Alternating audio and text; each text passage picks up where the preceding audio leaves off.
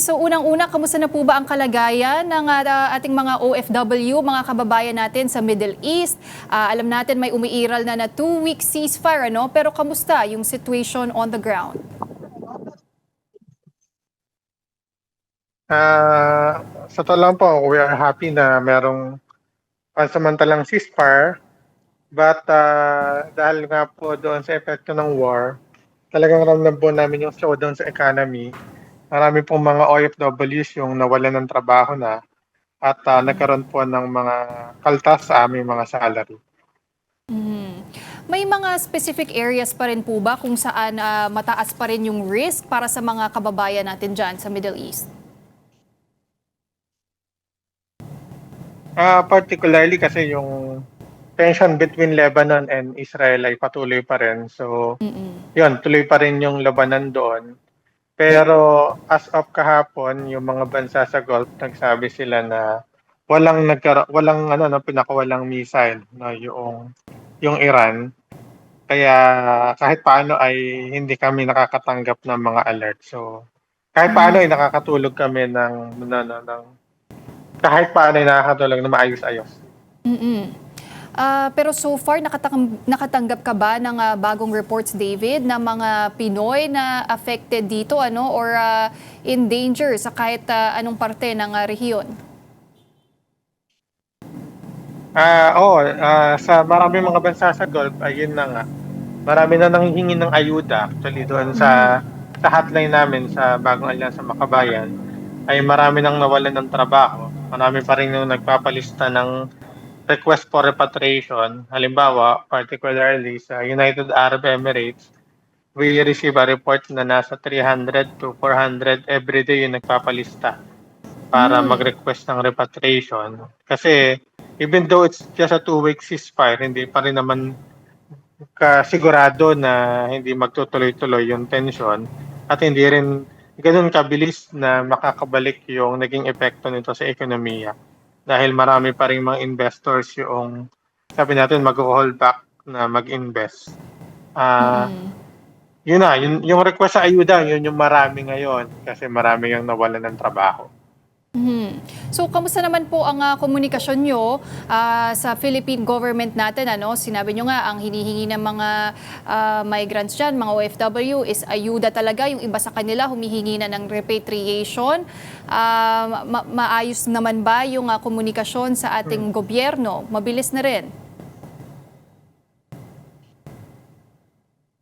So the problem with repatriation sa ayuda with the MW at saka embahada ay kailangan mo pa talagang ano no, magpalista, pumunta sa embahada. So sa UAE, marami tayong mga kababayan ngayon yung nagtutulungan no, maraming mga organizations, mga vloggers yung namimigay ng ayuda pero syempre ito ay sa bahagi ng kawang gawa with ano no, private institution. And technically ano rin hindi namin alam kung i-allow ito ng UAE government kasi yung mga ganitong aktibidad ay kailangan ay merong regulation yung UAE.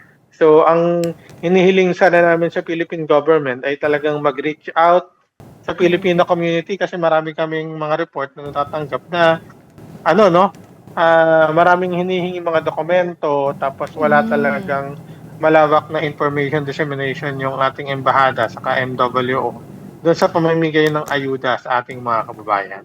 Kahit doon sa repatriation ay marami ngayong nakapila. Kasi 4,000 pa lang naman yung napauwi, no?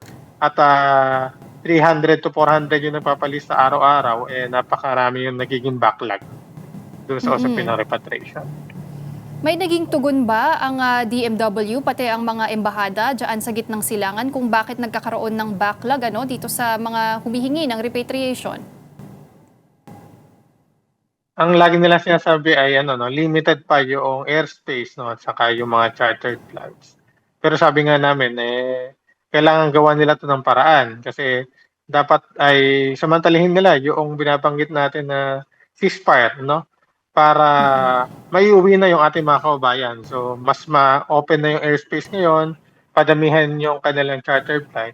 At doon sa usapin ng ayuda, ang binabanggit nila ay limited yung pondo na kayang ibigay ng ating gobyerno. Pero sabi nga natin, hindi naman kami naniniwala do'n kasi ang daming pera na napupunta lamang sa korapsyon sa ating bansa. Mm. At sa ganitong sitwasyon, David, naapektuhan na rin ba ang remittances na ipinapadala ng mga OFW natin dyan sa kanilang mga pamilya dito sa Pilipinas? Oo, talagang marami sa'min ngayon yung hindi kami nakakapagpadala sa ating mga kababayan dahil, pinipili namin na maging panggastos dito or yung iba naman talagang walang-wala kaming kakayanan na magpadala. Lalong-lalo na ngayon ang taas ng presyo ng bilihin diyan sa Pilipinas, talagang maya't-maya yung pangangamusta ng aming mga kaanak sa Pilipinas 'no, na magpadala. Wala kaming magagawa kasi kahit dito ay nagugutom kami. Hmm.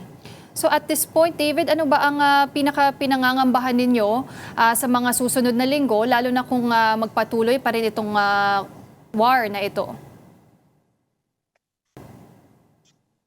Sa mga susunod na linggo talagang yun nga, katulad po ng sinabi niyo 'no, magpatuloy pa yung nangyayari na digmaan at yung talaga yung pangmahabaan na epekto ng giyera sa ekonomiya dito sa Middle East, lalong-lalo na yung mga bansa na nakaasa sa tourism 'no, at saka sa iba pang mga sektor.